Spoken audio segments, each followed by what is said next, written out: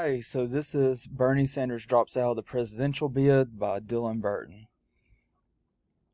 So, according to the New York Times, on April 8th, 2020, Senator Bernie Sanders announced that he would be suspending his campaign. On April 13th, during a Zoom meeting with him and the former VP, Biden, he endorsed the former VP, stating that they needed to work together in order to defeat Donald Trump, who in his eyes is the most dangerous president in modern history. Bernie was set to be the Democratic nominee in the early days of the Democratic race, with him coming in a tie with Mayor Pete in Iowa, winning New Hampshire, and having a dominating win in Nevada, winning nearly half the vote.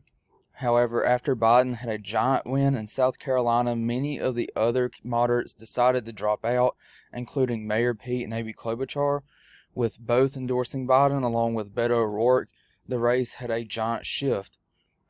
While the moderate lane was unified before Super Tuesday, the progressive vote was still split, with Bernie, Elizabeth Warren, and Tulsi Gabbard staying in the race.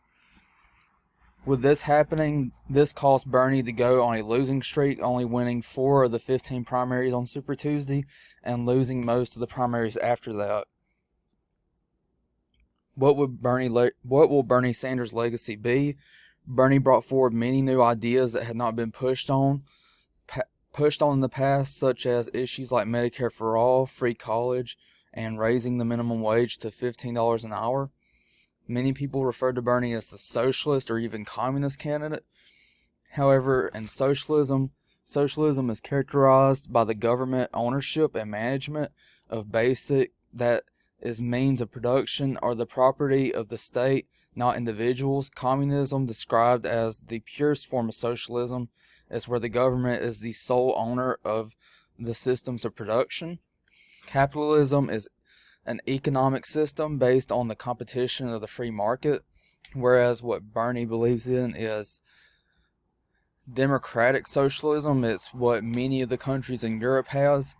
While the government's not going to tell you what you can wear or where you have to buy your groceries at, and democratic socialism is more of a belief that yes, the stores and the grocery stores and the clothing stores should all be capitally run. However, when it comes to things like healthcare and it comes to things like education, the government should pay for that. Going on with Bernie's legacy, even though Bernie never made it to the presidency, he may be one of a handful of politicians to not make it to the White House and still influence entire generations. Since his 2016 run, we have already seen the rise of prominent politicians such as Alexandria Ocasio-Cortez, known as AOC, Rashida Tlaib, Ilhan Omar, and many others with similar platforms rise to power, such as Pramila Jayapal, Ayanna Pressley, Katie Porter, many others like Bernie Sanders carrying that same platform. What my response to this is while I believe that Bernie should help in unifying the party, I feel like Bernie should have gotten more out of Biden, whether it was getting Biden to legalize marijuana, getting Biden to agree to get our troops out of the Middle East in the first 100 days, or getting Biden to cancel all student debt. Bernie supporters do not follow Bernie because he's Bernie. They follow him because they believe in his policy proposals. I do not believe that Bernie supporters will back Biden just because he tells them to. So, what's going to happen now? Since Bernie has dropped out, Biden has gotten endorsements from not only Bernie, but has gotten endorsements from almost all other former 2020 candidates, along with President Barack Obama and former Secretary of State and 2016 nominee Hillary Clinton. Even though Biden has gotten many endorsements, he's still struggling to get the support of young people and the Latino vote that Bernie dominated with. Multiple organizations that endorsed Bernie in the primaries have came out and stated that they will not endorse Biden during the general election. Now, these includes things like many student organizations that voted for Bernie, the Sunrise Movement, many unions, the list goes on.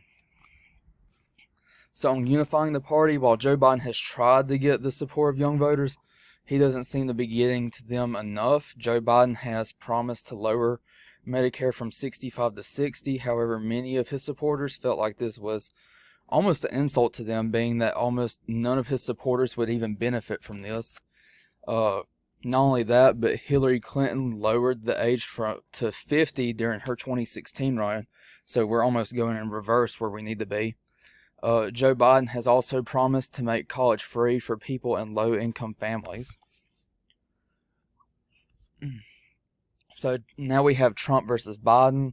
While the coronavirus continues to plague the country, however, the election is still going to move forward. While Trump may have many flaws, Biden has plenty of his own that should raise eyebrows to many. While Democrats seem to have rallied around the moderate candidate, many have forgotten what happened 4 years ago when they played the same card last go around with Hillary Clinton.